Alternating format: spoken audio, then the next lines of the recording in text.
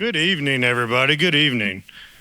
We're going to get started. Thank y'all for being patient with us. I'm obviously the shortest guy that's going to be on the stage today, so I'm going to try to adjust this as well as I can. I appreciate y'all all being patient this evening. We are having a wonderful day with the General, and there's so much more to come. Thank y'all all for being here. There's a beautiful piece of what's happening this evening that can only happen thanks to a few select and special people that are in the room. I did this earlier, but I want to make sure, as we've had more friends join us this evening, I want to celebrate the veterans after a long week of emotion. I know for myself as an Army guy, go Army, anybody? Thank you, thank you. We do have some Navy in the room. Nah. Maybe a smidge of Marine. I know Air Force is already sitting. What about those Coasties? Do we have any Coasties in here? So as we have all you amazing individuals, if we can, if you're a veteran, please rise and let us celebrate you together.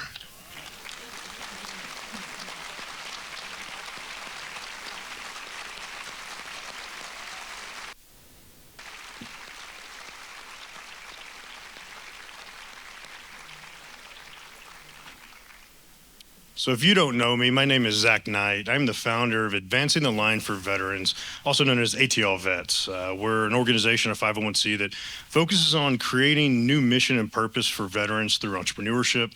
A big piece of this is actually creating stages like this for veterans to speak on, much like David Petraeus is doing this evening for us.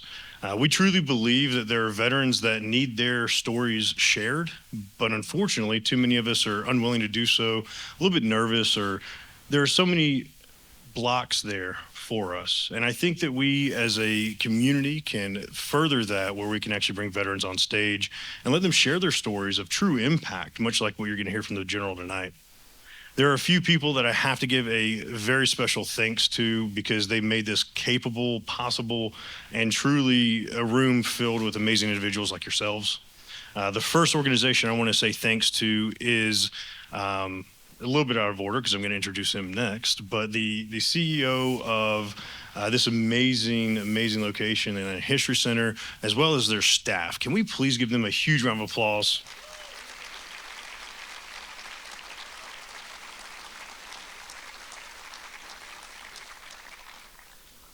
We also have some amazing individuals from the Atlanta Press Club, the World Affairs Council, BINS, Business Executives for National Security, as well as our main sponsor this evening, Hennessy, from Steve Hennessy and Hennessy Automotive. If you don't mind, please give them a round of applause as well.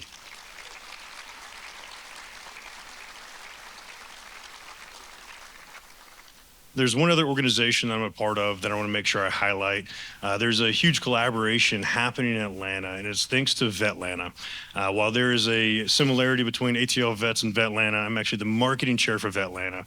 We host quarterly summits. Our next one's coming up at the Emory Business School in December.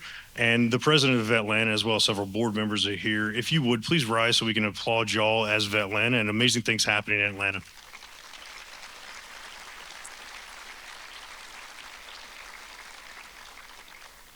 As you notice, my list of partners is long because I believe true collaboration and partnership happen here at the intersection of sharing stories among veterans. The next individual, as I mentioned, is the CEO of this amazing venue, Sheffield Hale. He's an amazing individual that has truly, when I tell you, has opened his doors, literally, figuratively, in so many amazing ways to make a young organization like ATL Vets successful in an evening like this. Across today, we've had over 1,000 attendees here to hear from amazing words from General Petraeus. And without further ado, I do want to introduce Sheffield Hale, the CEO of Atlanta History Center. Thank you very much. Well, unfortunately, I'm not a veteran, so I can't go through all of this business about various services and things like that. But I can say to all the Georgia Tech people in the house, go Dogs. That's all I can do. And so anyway, thank you, Zach. And we are really grateful for the partnership along with the Business Executives for National Security to be able to host General Petraeus here tonight. In 2026, the Atlanta History Center will mark 100 years of connecting people, history, and culture. As a museum and a history organization, we strive to preserve the history of this region and the country so we can learn from our mistakes and triumphs alike to create a better Atlanta. The history of veterans is a critical part of this effort. Veterans help us learn about the values that bring us together and the importance of preserving freedom and democracy for our children and grandchildren. As a founding member of the Library of Congress's Veterans History Project, Atlanta History Center is proud to be a repository of the stories of our nation's veterans. Looking around this room, in addition to the Georgia Tech people, I see many people who have contributed their story in the form of an oral history interview or by donating artifacts to our collections. So far, we've collected nearly 850 interviews and made 746 available online. Thank you all for participating. And once we get those pesky last 100 online, we're going to have to go out and get a lot more interviews. We are really looking for people who have been engaged in the war on terror because we think they need to tell us their stories. Nobody can tell it better. And we really appreciate all of those who have. But please, if you have a friend, if you're a veteran, please come and tell your story. We need to hear it. The country needs to have it. Now, though we're here to talk about one of our and meet one of our most decorated generals of modern time, David Petraeus. For now, I'd like to do is I'm going to introduce our moderator, Ricky Bevington. Ricky is an Emmy Award-winning journalist, president of the World Affairs Council of Atlanta, and executive in residence at Georgia State University's Robinson College of Business. The World Affairs Council of Atlanta is a nonpartisan, nonprofit membership organization. It provides a forum for informed discussion of global affairs that impact Metro Atlanta's economy, culture, and quality of life.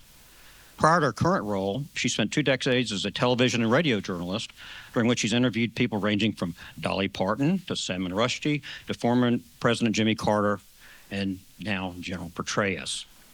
For many of us here in Atlanta, when we need a calm, thoughtful, well-researched voice to turn to for analysis of global and local issues alike, we turn to Ricky Bevington, as she reported on Georgia Public Broadcasting, PBS NewsHour, and the National Public Radio. She's received many awards for her work and is also engaged in extensive travel and reporting. She also has a knack of being places at the right time, like tonight. In 2011, she traveled with Atlanta's Middle Eastern Travel Seminar to Israel, Jordan, and the West Bank, and Sinai right after the Arab Spring.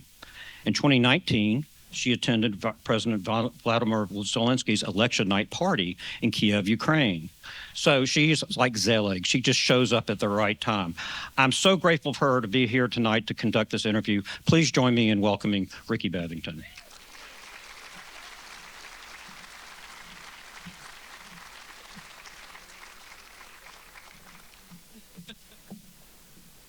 What a beautiful introduction. And in 2019, when I was at Zelensky's election night party, it was in one of the hottest nightclubs in Kyiv. Zelensky is an actor, right? A comedian. We walk in, house music is thumping, the lights are down, and it's ping pong tables everywhere. That was a presidential election night party. Many, many years before we knew what President Volodymyr Zelensky would be put through as president of Ukraine. So thank you for that beautiful introduction, Sheffield. Thanks to all of you for being here. This is a very special opportunity. I have the great privilege of introducing General David Petraeus, who's one of the leading battlefield commanders and strategists of our time.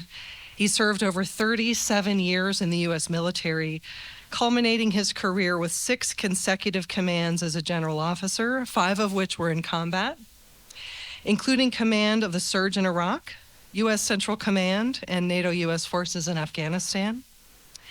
He subsequently served as director of the CIA during a period of significant achievements in the global war on terror. General Petraeus graduated with distinction from the U.S. Military Academy, earned a PhD from Princeton University, and has held academic appointments at 5 universities, in addition to his current position at Yale. His awards include 4 Defense Distinguished Service Medals, the Secretary of State's Distinguished Service Award, the Bronze Star Medal for Valor, the Combat Action Badge, the Ranger Tab, and Master Parachutist Wings. And he's given me permission to tell you that he was runner-up to Vladimir Putin for Time Person of the Year in 2007. but he redeemed himself by being sanctioned by Russia in 2022. Welcome to the stage, General David Petraeus.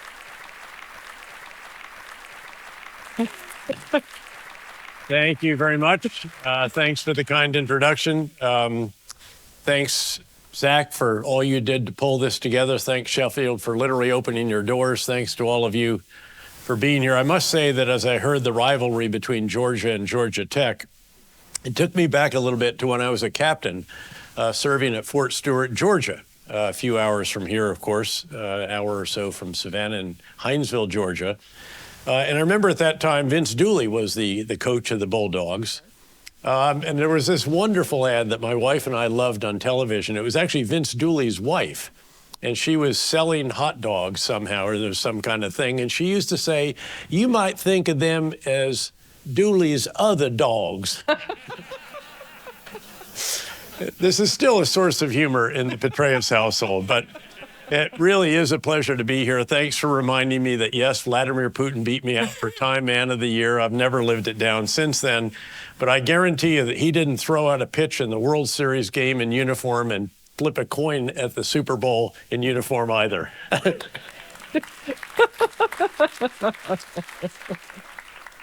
I would think these days it's a privilege to be sanctioned by Russia. It's a huge privilege. I was very proud of it. That's why I added it to my CV. You think I'm joking? I mean, this war in Ukraine is personal for me. Well, that's actually great because I'm going to ask you why this book and why now, and I think that Ukraine is very much part of it. Yeah, it is. So I knew my co-author, Andrew Roberts. A lot of you will know, one of the greatest historians and biographers of our time. He and I had done a lot together over the years. His Churchill book, his George III book, that was The Last King of America. We had fun with that, and a number of others.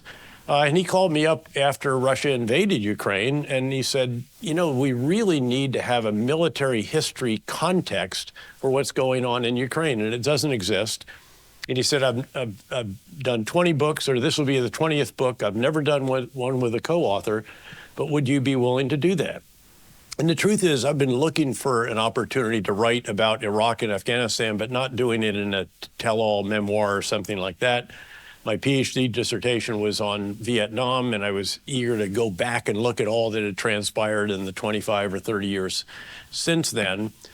So I jumped at the chance, and we got on with it. It was interesting that then, you know, you have to talk to publisher. You got to sell the book, you know, at a certain point in time. I learned, you know, he does this for a living. I'm doing this sort of for fun and handing. By the way, you left a fairly significant thing off my CV. I'm also a partner in one of the world's largest investment firms, KKR, and chair their Global Institute, something I've been doing for the last 10 years, which is a great privilege.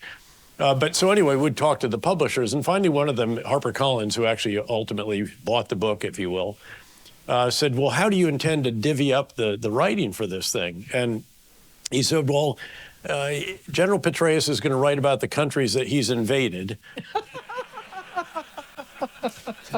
plus Vietnam and a few others, and I'll fill in the rest. And we sent literally thousands of emails back and forth. And you will see, those who have the book, Iraq and Afghanistan was interesting because the original draft was in the third person, which is the way you normally write history. And the editor came back and said, this just does not work. You just can't sort of say, and then General Petraeus went to see Prime Minister Maliki and told him this, and Maliki said that, and all the rest. You know, you should write it in the first person. So just put a little asterisk under the front of that chapter and say, I drafted this. You know, I was there as a 2-star, 3-star, 4-star, 4-star, and then later CIA director in the entire time that we had combat forces there for the first decade. So that's the way it did, and it seemed to work out well. Then, of course, they said, how about reading those 2 chapters as well? And I was delighted to do that also. And if you download the Audible book, he'll actually narrate those particular chapters. Yep. And so I would be remiss if I didn't consider the context. We're here at the Atlanta History Center, which has done such an incredible job telling the story of the American Civil War with the cyclorama and other exhibits. So we're right now where all of us are sitting. Is that open, by the way, after for free VIP tour exactly. Sheffield? With a glass of red wine, maybe? VIP for what? It's really extraordinary. If you haven't actually gone through the incredible exhibit, congratulations to Sheffield and his team. Wow. So where we're sitting tonight is about 100 miles south of the Chickamauga and Chattanooga National Military Park. It's incredible. Please go if you haven't been. But it was dedicated in 1885 by members of Congress who were veterans. So this is a full generation after the Civil War. And the idea was that they saw the need for a federal park to preserve and commemorate battlefields so that we could study war. That was the idea, a little under 150 years ago. So my question to you, General Petraeus, you've written this incredible book about war. Why do we need to study war? Well, tragically, we have seen that this is all too timely. Ukraine wasn't the last big war of our time. We're now watching a terrible fight between Israel and an extremist army, which is, I think, the way to describe Hamas. They are the equivalent of the Islamic State. I agree with Prime Minister Netanyahu and his military chief of staff. They have to be destroyed. And again, this book provides context for that as well. In fact, there's a lot of lessons in the book for that and just frankly for leadership in general. Because what happened is as we went through the book, we realized that the most important determinant of success in conflict is the quality of the strategic leadership in particular. This is the senior civilian, President of the United States, sometimes Prime Minister of the UK, Falklands, and so forth. And then it's the battlefield commander, the commander in charge of the theater of war. And they have to perform 4 tasks very well if their side is to have an opportunity to win that conflict. You have to get the big ideas right. You have to really understand the context, the strategic setting. As Clausewitz said very profoundly, you must understand the nature of the war in which you're engaged and not try to make it what you'd like it to be, but understand it as it is. So you have to understand, again, your forces, the enemy forces, the physical terrain, the human terrain, all the different aspects that bear on the particular conflict, and then craft the right strategy, get the big ideas right. Then you have to communicate the big ideas effectively throughout the breadth and depth of the organization and really to everyone who has a stake in the outcome of that conflict. You have to oversee the implementation of the big ideas. This is what we normally think of as leadership, really. This is the example that the leader provides. It's the energy, the inspiration. It's attracting great people and keeping them. It's allowing those not measuring up to move on to something else.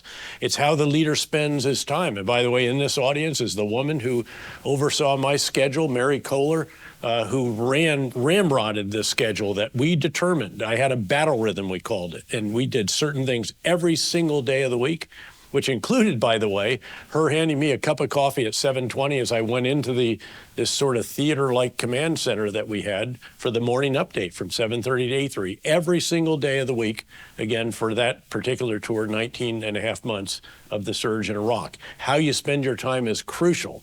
And we had a very detailed schedule that laid out what I did every day, a few times a week, twice a week, once a week, every other week, once a month, all the way up to once a quarter, which was the quarterly civil military counterinsurgency campaign review. So that's another very important. Then you've got to get the metrics right. And the metrics have to not only be the real key elements that tell you whether you're winning or losing, they also have to be honest. They have to be rigorous. And you have to really ratchet them down and ensure where is the information coming from? How do you deconflict it?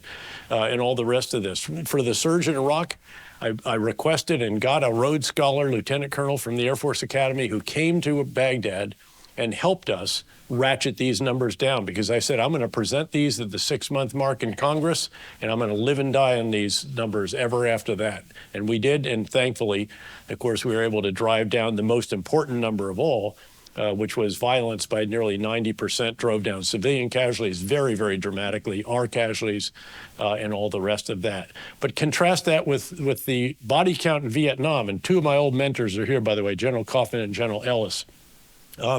They served in Vietnam. The body count was the wrong metric. And then it became a very highly suspect metric. The integrity of the reporting eroded over time, and it actually ate at the integrity of the entire endeavor that was going on. We didn't get the big ideas right in Iraq, or in in Vietnam, until somewhere around 1968. We can go through that if you want later on. So all of those elements, and then there's a 4th task you cannot overlook.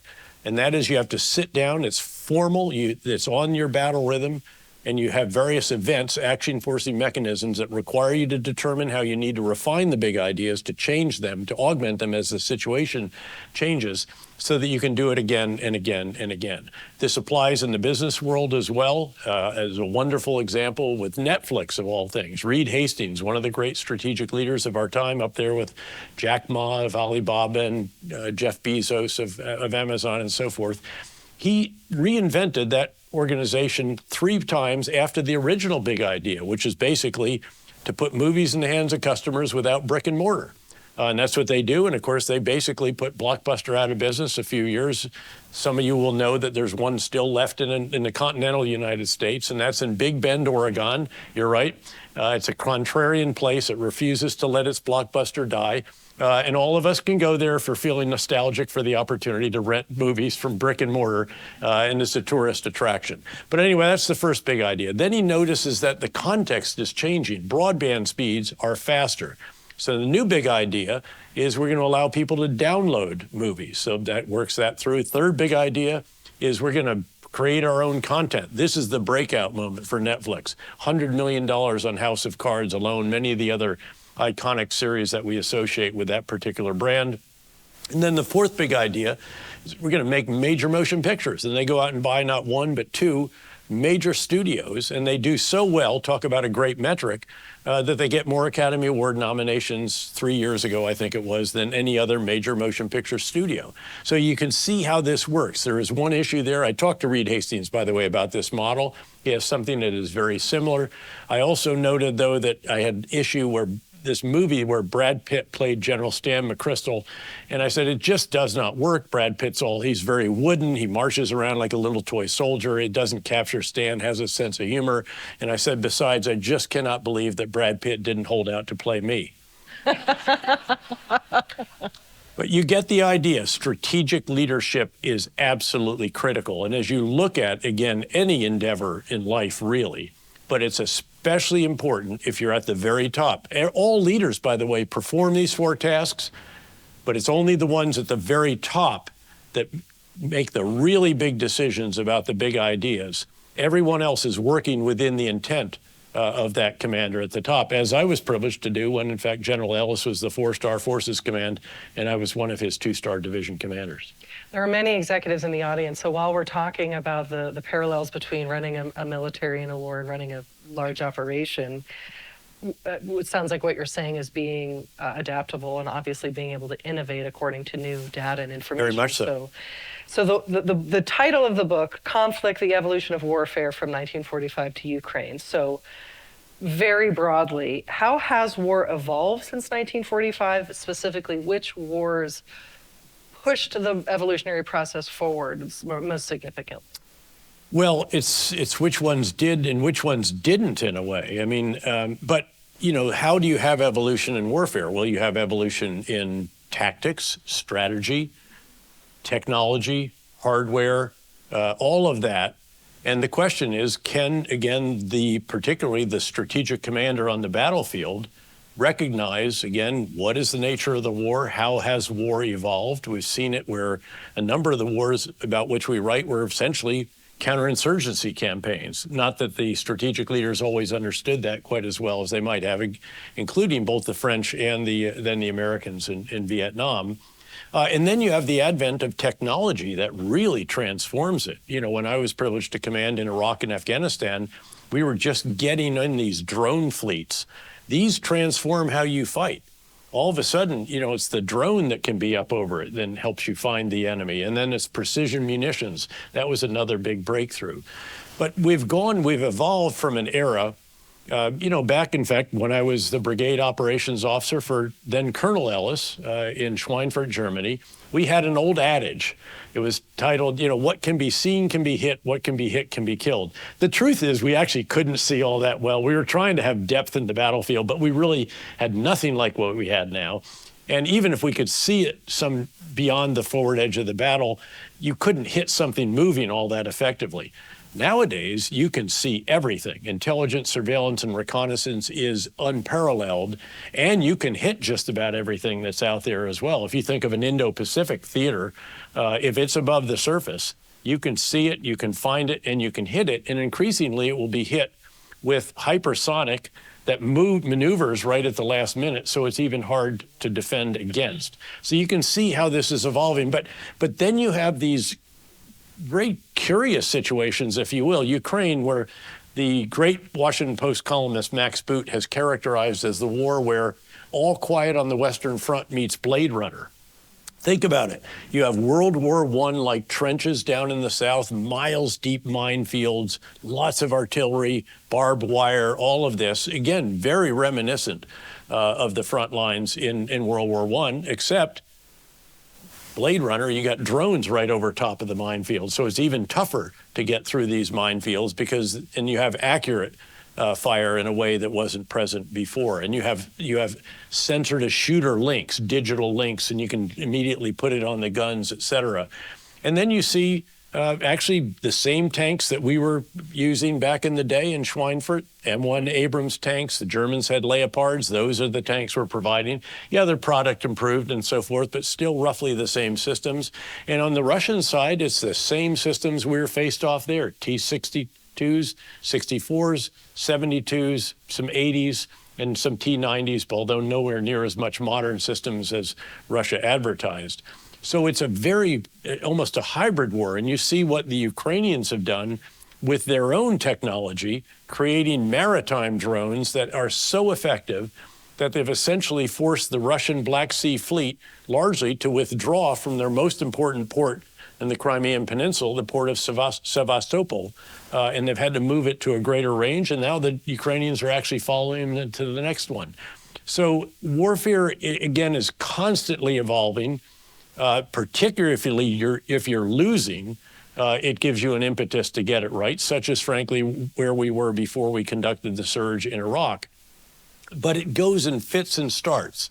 And the truth is that Ukraine has hints of the future, but it is not the future of warfare. The future of warfare is where we replace the small number of large platforms we have with massive quantities of much smaller unmanned systems that will, in many cases, no longer be remotely piloted, but will actually be piloted by algorithms, where the man in the loop becomes the man on the loop, the person who decides the conditions that the machine has to meet to take a certain action, and then actually creates the program that guides the machine in the performance of those tasks. That's a brave new world, and there's ethical concerns, very real about that, but that is where we're headed.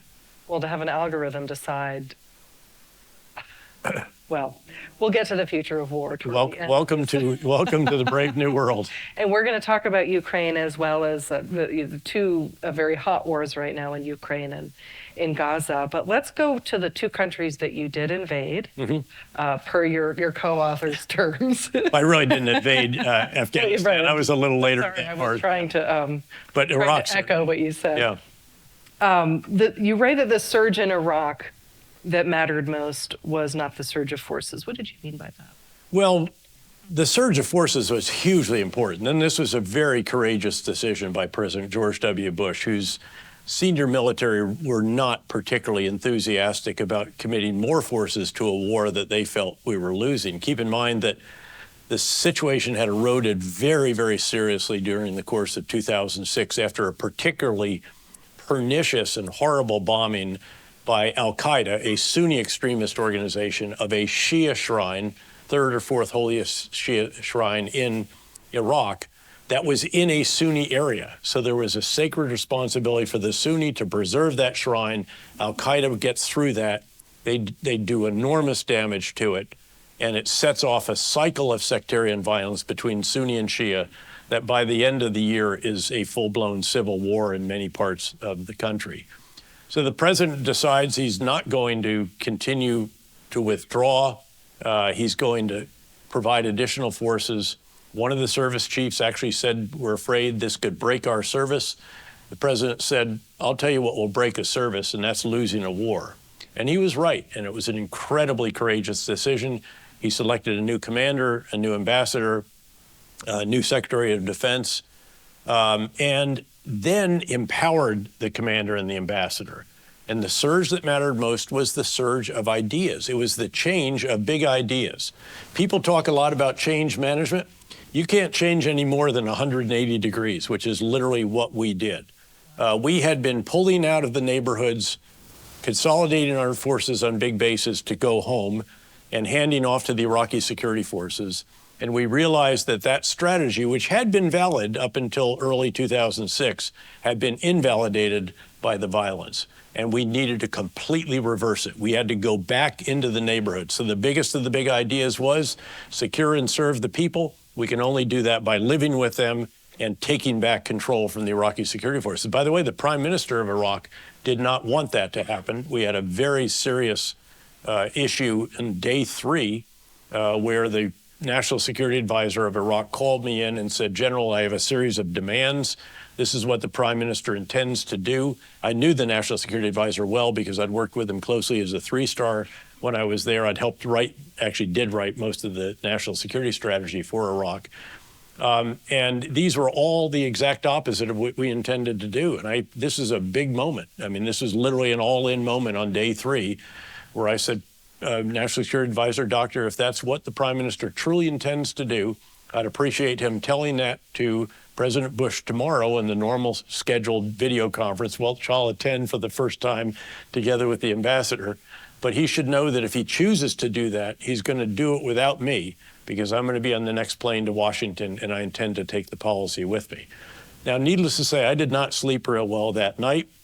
The blood was coursing through my body as I said that to him. I went to the video conference the next day with the ambassador. We never heard anything of it again, and we got on with what we knew we needed to do. But we also reconciled with some of what we believed were reconcilable members, the very low-level members of the insurgent groups, and then those that sort of tacitly or actively helped them. And then we even more relentlessly pursued the irreconcilables, 12 to 15 operations by our Special Mission Unit operators every single night that we were there, very targeted operations, and then clear, hold, not clear and hand off or clear and leave, clear, hold, build, and then go farther, helped with, again, going after the high-value targets at the same time. So the surge of ideas was what really, really mattered, the change in strategy. We could have had the 5 Army Brigade combat teams that, in fact, General Ellis, again, provided to us, and the 2 Marine battalions, and we might have made some progress, but it would not have been driving violence down by nearly 90%, which is what our great men and women in uniform and our coalition and Iraqi partners achieved in 18 months, and basically gave the country an entire new opportunity, which they did well with for the next 3.5 years, until tragically, right after our combat forces left, the Prime Minister reversed some of the actions and undid some of that. They took their eye off al-Qaeda in Iraq, which was by then the Islamic State. It was allowed to reconstitute, and you had the first ever extremist caliphate of the Islamic State. By the way, keep your eye on that when it comes to Hamas. I believe that Israel does need to destroy Hamas and its junior partner, Islamic Jihad. But keep in mind that if you don't keep them from reconstituting a few years down the road, you have that problem back. And that's going to be the thorniest of all the issues with which they have to deal in the post-conflict phase. And that's saying a lot, because there are a lot of thorny issues they have to deal with even after Hamas is destroyed. Turning to Afghanistan, some have argued that Afghanistan was the United States' 21st century Vietnam. You disagree? Why is that? Yeah, again, there was a lot of this, Afghanistan is our Vietnam now. I just didn't buy that, because I felt that Afghanistan was actually sustainable. It was dissatisfactory, it was frustrating, it was maddening, but it was not Vietnam. Vietnam was unsustainable, tragically. By the time we got the strategy right and first had, under General Abrams, a really comprehensive approach with all the organizational entities required, the right organizational architecture, the right big ideas, the right civil military all joined up reasonably well for the first time in the war, domestic public opinion had already eroded so much, and the commitment was so large compared with that. At one point, we had way over 500,000 troops on the ground in Vietnam. This is not sustainable. The cost was enormous. And then, of course, the domestic, support just completely collapsed after Tet. and stayed very low. On the other hand, Afghanistan, at the end, we had 3,500 troops on the ground. A lot of drones, to be sure. Our coalition partners wanted to stay. We had not lost a soldier in 18 months, not just because of the agreement that we reached that I think was the worst diplomatic agreement in our history with the Taliban, but because we were no longer in the front lines, because we had drones and because we had actually partners that were willing to fight when someone had their back and had the helicopters working and all the rest of that. The Afghan soldiers lost 16 times what we lost in those 10 years of war. So the statement after it all collapsed that they would not fight, it was true at that point, but that's because nobody was coming to the rescue. As long as they knew someone had their back, they would have continued fighting. And yes, the situation was frustrating. Yes, it was maddening, but we could afford 3,500 troops and $25 billion out of a budget of $850 billion for defense. And I felt that that was a preferable situation by far than what I feared might happen and what actually has happened, which is a disastrous outcome for the Afghans, as well as I think for that entire region. I don't think there is an extremist threat from there that can reach us the way Al-Qaeda's 9/11 attacks planned on Afghan soil obviously killed nearly 3,000 Americans on 9/11. But it was more than a bit ironic that the Taliban, who agreed that they would not allow extremists on their soil, ended up having the leader of Al-Qaeda in a Taliban-controlled house 3 blocks from the presidential palace in Kabul, where, of course, our intelligence organization located them and greeted him one morning as he went out for his morning coffee on a balcony with a particular system that was quite precise. I was also there when we finally caught up with bin Laden, by the way. I mean, yeah, he obviously got away.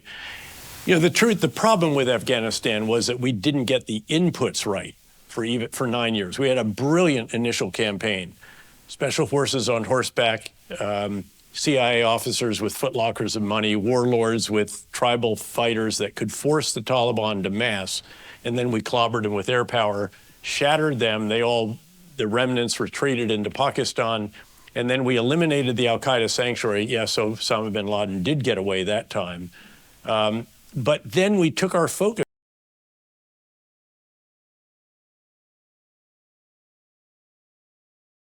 after the surge, that we were able to draw down the surge forces in Iraq, could finally refocus on Afghanistan, realize how increasingly out of control it was becoming, then finally get the big ideas right, get the right level of forces, diplomats, spies, development workers, rule of law, the right organizational architecture, the right preparation of our forces, the right commanders, all of these finally at about the 9-year mark. But we had squandered time that you can never get back, allowed the Taliban to reestablish, reconstitute again. And of course, they had sanctuaries in a neighboring country that was the most maddening aspect of Afghanistan and the most challenging because Pakistan would not go after those forces on their soil, even though they were taking apart their neighbor or trying to, nor would they allow us to go after them, which was, again, the most maddening aspect of that particular situation. That said, again, we ultimately did get into a reasonable situation, and I felt that that was sustainable in a way, again, that Vietnam just never was. I wish that we could get to every conflict that you talk about in this book. I mean, it really is exhaustive, 75 years.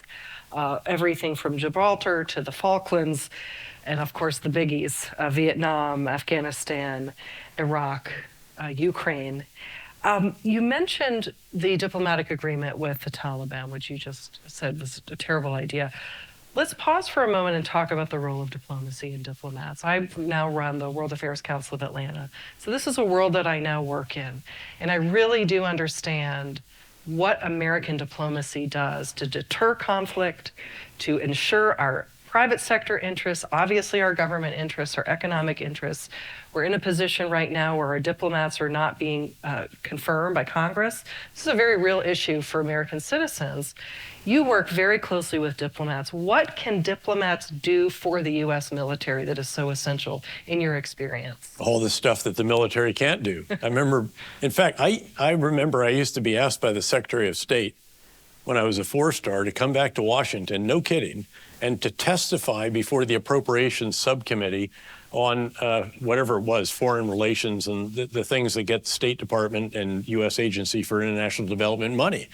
And, my argument was very similar to what General Mattis famously said. If you don't get us diplomats, you're going to have to get us more bullets. They are hugely important. And I was privileged to work with, I believe, the greatest diplomat of his generation, Ambassador Ryan Crocker, who was, yeah, I agree. This is somebody who was the ambassador to every difficult place you can imagine. Pakistan, Afghanistan. He actually ran the flag up right after we liberated it. And then he came back some years later, Iraq, where I was privileged to part with him, also in Afghanistan. And then also Syria, where I think they sacked his residence at one point in time, Kuwait, right after liberation, and some others. A really extraordinary individual. And we had a partnership that I think is unequaled in history, in the same way that we had a president who empowered us in a way that no president ever has before or since. When the president of the United States starts a meeting on a Monday morning at 7:30 a.m. with all the national security team around the national security table, you know what his priority was. And it was Iraq, and it was a video conference with the ambassador and me, certainly all the rest of them around the table. By the way, look at the White House schedule. The public schedule is always announced. It's out there. It's a rare day that has something that happens before 10 a.m. This is 7:30 a.m. on Monday morning. So imagine the poor action officers who had to be in there on Saturday night to go through. By the way, I used to send a memo back on Saturday or on Sunday evening so that they would have that and they could pick that apart, because that's what they're going to hear about the next day. And he immediately went to the ambassador and to me. He didn't ask the CIA director how are things going in Iraq. He had the commander and the ambassador. We decided early on that we would do everything together. Every time that we met, either one of us with the prime minister, we would go together. Every congressional delegation we did together. Every session with the president, certainly the vice president when he came over, all of these. And we even did a civil military counterinsurgency campaign. And I remember when it came out and I sent it back to the Pentagon, they said, there's an awful lot of civilian crap in this campaign plan. And I said, yes, very good. That's because it's a civil military counterinsurgency campaign, which is what it has to be. It has to all be joined up. And that's the way we were. We waited, frankly, for one or others of our organizations to protest about something, that his civilian, the country team, as it's called, which is basically everything except for the military, that they might gripe about something, and then, or that some military guys might gripe about, because we were joined at the hip all the way down. Our 3-star, 2-star, full colonel headquarters all had diplomatic elements in them called prevention reconstruction teams, because you not only, again, clear and hold, you have to rebuild these areas. And to have Agency for International Development experts with us is sure a lot better than repurposing an infantryman, as capable, of course, as infantrymen are. They can do anything on a moment's notice. And then you throw in the odd sailor, airman, and Marine. And you might really have a cocktail. And by the way, whoever it was, again, don't forget the Space Force Act. I mean, they're now called Guardians. So we have soldiers, sailors, airmen, Marines, Coast Guardsmen, and Guardians. So, but all of those together. But so he was really, really extraordinary. And we had this great partnership. I should note as well that I came back at the 3-month mark. I had agreed that I would come back for a public hearing at the 6-month mark. That was part of the concession I had to give during the confirmation hearing. And I came back at the 3-month for a private hearing. Every single senator was there. I think there are 98 out of 100. The only others were ill or something. So this is serious stuff. And a military guy typically never actually testifies alone, other than the confirmation hearing. You're assigned, we used to say there are minders. So I had to have the vice chairman of the Joint Chiefs. I had to have the deputy Secretary of State, I think, was another one, and the Deputy Secretary of Defense, I think, something like that. So it was a lineup. The problem was I realized that I actually knew their elements better than they knew them, because we were actually out there executing them. So I went back to Ambassador Crocker and I said, I hate to say this, but I think we need to go back together. That means, though, that we have to do 2 additional committees each. And these are grueling sessions. I mean, you're in a grinding situation already. And now we're going to go back and you're going to face, again, these skeptical, critical, and by the way, many of them are running for president, so they're out to make points off of each of us. The truth is, though, people would say, God, you must really dread that. I actually didn't. I actually knew something about Iraq. You want to ask me a question about Iraq? Bring it on. Give me your high, hard one. And of course, I mean, once you have results, and thankfully by the 6-month mark, just at the four-month-ish mark, all of a sudden violence turned down. And so we had real results to report. And then it went way, way down after that. So then it becomes a lot different. I remember, though, at about the 3 or 4 month mark, one of my great mentors, General Jack Keane, some of you will see him on Fox, a huge mentor of mine. And he came out and he said, Dave, you got a PR problem. I said, General, I don't have a PR problem. We have a results problem. And once the results change, our PR problem will go away. And it did. But we did also, we had a big idea for dealing with the press. It was be first with the truth. We weren't going to put lipstick on pigs anymore. We weren't going to try to spin. We were just going to report it exactly as it took place. But we wanted to try to beat the bad guys to the headline when it came out to what was going on in Baghdad.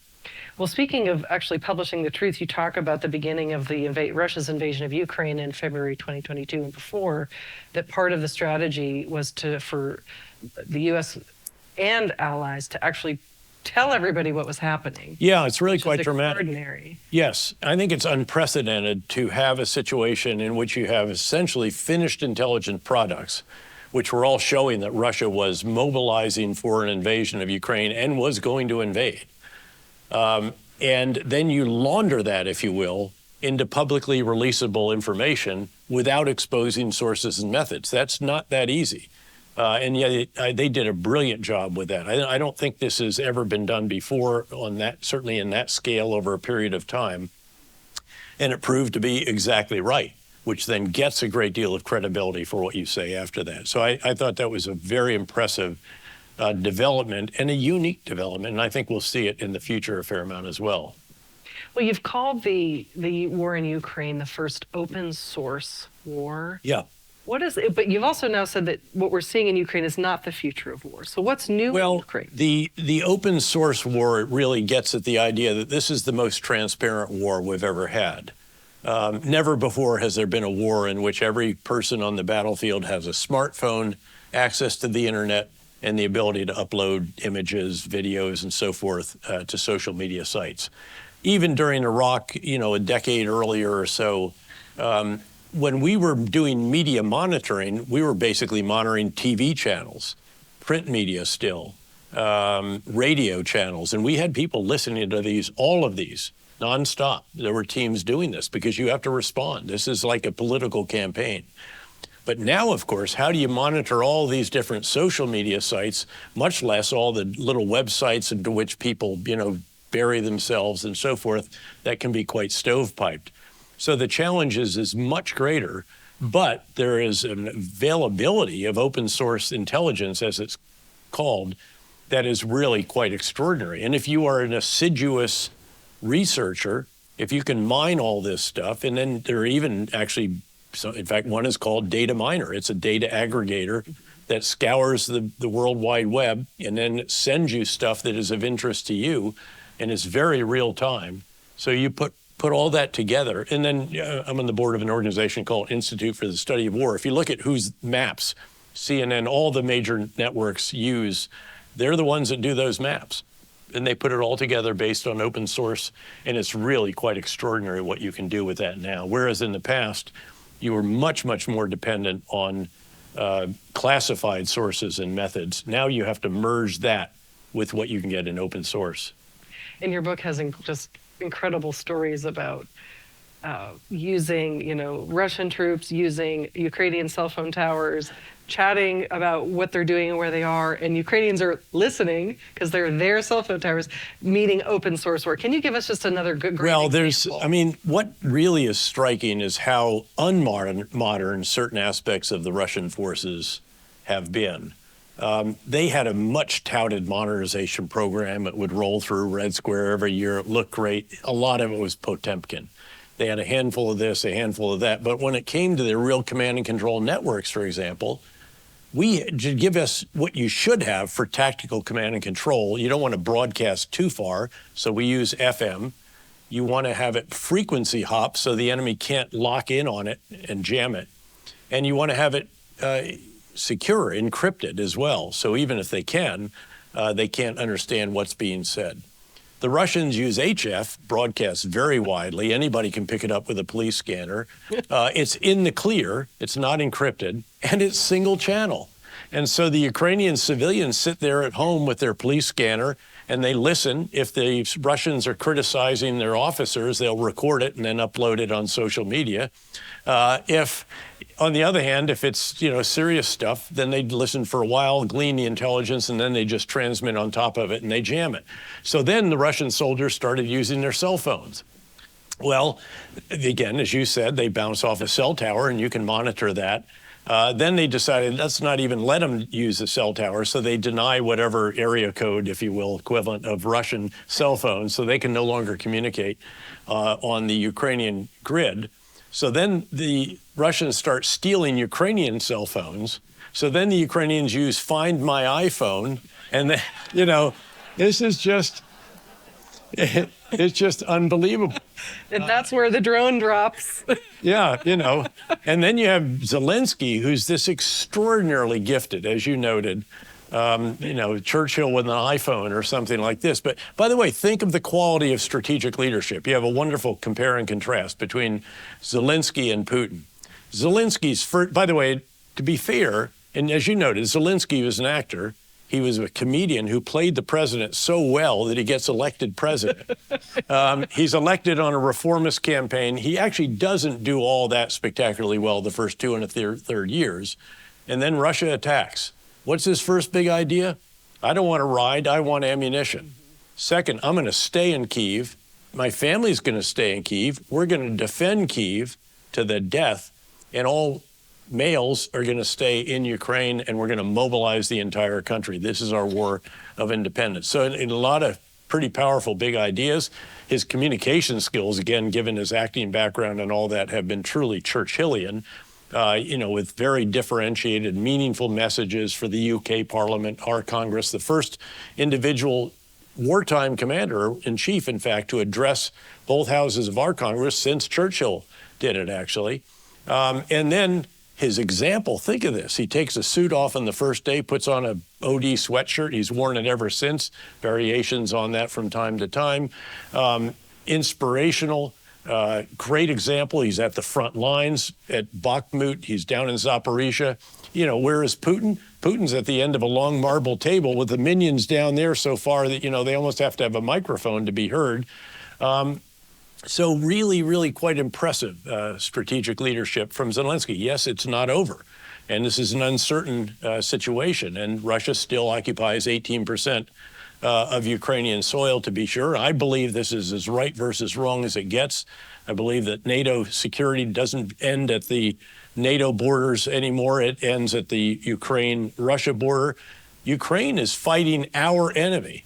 And by the way, I'm in a world now, the investment world, where return on investment sort of matters.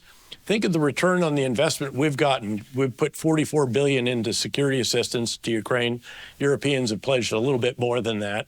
And with that, they have destroyed over 60% of the Russian tank fleet. That is not a bad return on investment. Yes, sir. Thank you. That was Marine for what the Army would say, hooah, or the SEALs would say hoo-yah, but we'll stop there.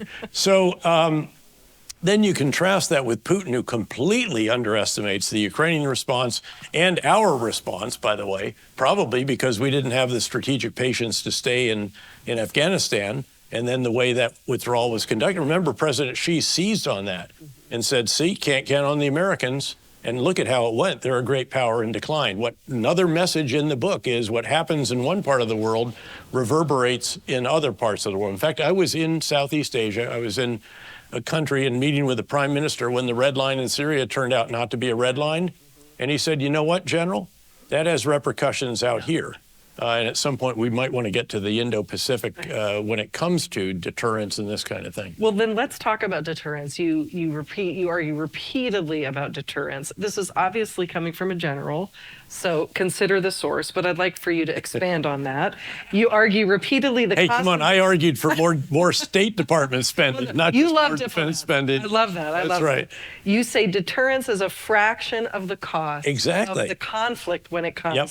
So here we are as the U.S. Congress debates sending military aid to Ukraine, as well as Israel, but let's focus on Ukraine. What lessons should they learn from history for guidance? Again, what you do in one part of the world matters in other parts. If we don't have the wherewithal, again, with an $850 billion, probably closer to $900 billion defense budget, and by the way, that's over 2 years now, so we're talking 1.8 or 1.7 trillion. We can afford 44 billion in assistance to Ukraine, and we should provide them more. They're fighting our war for us. The threat to NATO is vastly reduced because of what they're doing. We're not actually fighting that war. People keep saying, gosh, can we fight 2 wars and still? We're not fighting any of these wars. We're helping other people fight these wars. By the way, that's the way you want to do it. We finally got to that with what is best termed advise, assist, and enable, which is how we enable the Iraqi security forces and the Syrian Democratic Forces to destroy the Islamic State in Iraq and Syria. But again, if you don't have the strategic patience and wherewithal to do that, why would they believe that you're going to have the will to employ your forces in the much more important theater? Look, it's all about the Indo-Pacific theater. I personally believe we should very quickly do a bill that has not just Ukraine, but absolutely Israel. It should have our southern border. There ought to be something in there for Taiwan, and put it all together and just get on with it and stop these. By the way, I am non-political. I don't even register to vote, much less to support a candidate. And interestingly, members of either party do consult on a fairly regular basis. But look, the big show is the Indo-Pacific. And deterrence is a function of 2 elements. It's the potential adversary's assessment of your capabilities on the one hand, and your willingness to employ them on the other. I mean, that's why President Biden seemingly has slipped up not 1, 2, 3, but 4 times and said, we'll come to the rescue of Taiwan. He wants there to be no doubt in Beijing that we would, in fact, enter that if Taiwan was invaded. Yes, his national security advisor rushes out then and says there's no change to our policy of strategic ambiguity and all the rest of that, because you don't want to be needlessly provocative, but you do have to be firm. And we do need to transform our forces from, again, a small number of large platforms, which are incredibly capable. Loved having 2 aircraft carrier task forces in the Central Command area when I was there all the time, but also increasingly vulnerable. That has to transform to a massive number of small, again, systems that are increasingly going to be algorithmically piloted, not just remotely piloted. And that is essential. So again, deterrence, yeah, it costs a lot of money. Yep, if it gets to $900 billion, that is a heck of a lot of money on defense. But deterrence is a lot cheaper than war. And if we're a conflict to break out between the U.S. and China, that would be catastrophic for the entire world. Before we go back to the Indo-Pacific, let's pause on Israel and what's happening in Gaza. You spend a lot of time with various wars between Israel and neighbors, but you also talk about the Israeli army. It's a citizen army rather than a professional army. Yeah. Why is Israel's army so unique in the world? Well, there are very few true armies in which there is mandatory conscription. There are a few. Interestingly, Finland, which is now joining NATO, is one of those. And by the way, but believe it or not, I had Finnish forces and Swedish forces, the other country that will join NATO once Turkey and Hungary get around to letting them in. These are very, very capable forces. The Finns in particular, everyone served in Finland. They had their weapons at home. They did lots of reserve duty and all the rest of this. And this is what Israel is. And so, again, that is fairly unique in this day and age. It's because of necessity. To be sure, there are some elements in society that don't serve, and then there's an increasingly large Arab population, not all of whom serve either. But that intent there, why they've done that, is because they're surrounded by enemies. They're outnumbered. They're much more capable, though, increasingly so now, but they need everyone on deck. Now, that imposes a challenge, though, because when you call up 360,000 reserves, you now have 8% of the Israeli workforce in uniform. And that means that there's an economic clock here ticking, as well as the other clocks that are going around the world. And so that's a big, big challenge for them. But what it also means is that you have incredible skill sets.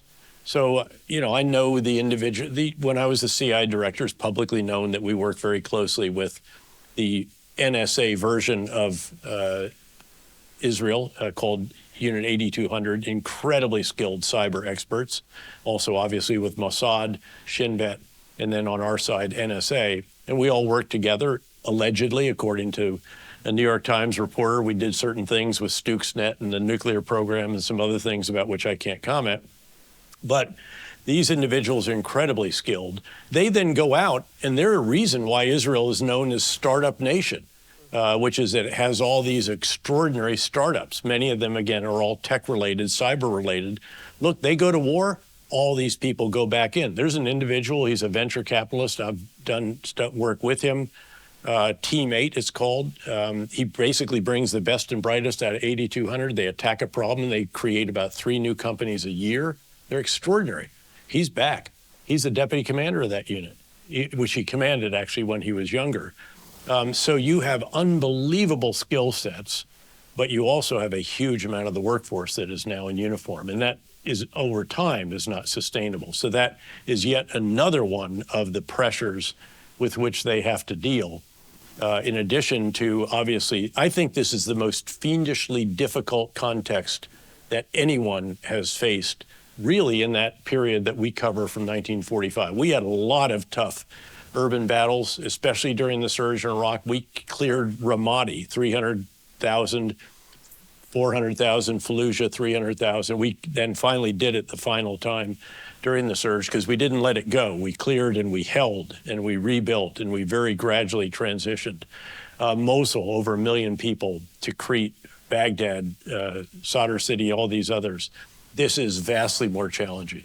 You're facing an enemy that really understands the neighborhoods, knows every nook and cranny, lives there, has built 300 miles of tunnels underneath. That's where the headquarters are, by the way, often underneath hospitals, underneath refugee camps, with weapons stored in mosques. And by the way, some of these enemy will blow themselves up to take the Israelis with them.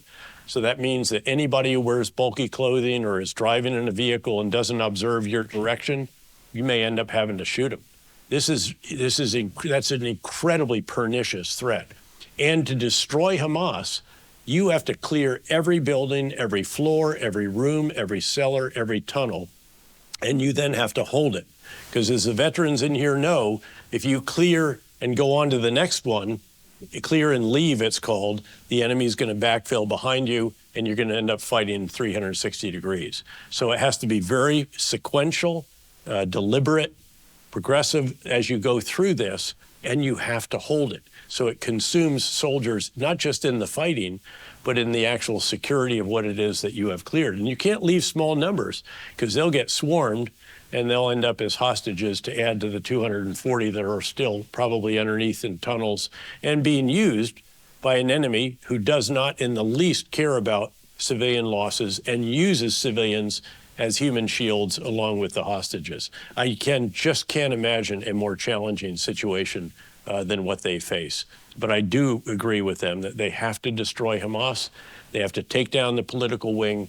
But then the question is, then what? And we face that question in the wake of taking down Baghdad. You have to have post-conflict planning, and that is really crucial. Hey, Tom. Am I getting the hook? I think that. Tom Johnson, ladies and gentlemen. Hey, Tom, how are you? Great to see you, and thanks for all you've done.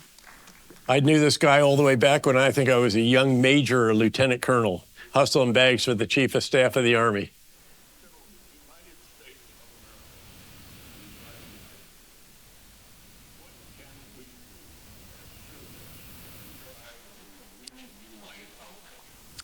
Well, it seems to me that, again, I'm non-political, so I don't engage in domestic politics. But it does seem to me that perhaps sending people to Washington that might actually be willing to compromise every now and then for the greater good might have something salutary about it.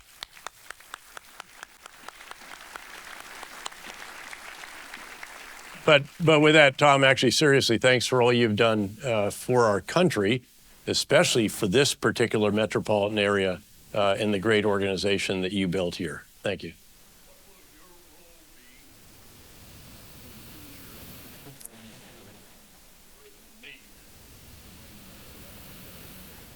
No, I am truly non-political in a way that actually helps, because nobody can say, oh, he's this or he's that, or discredit him, don't listen to him.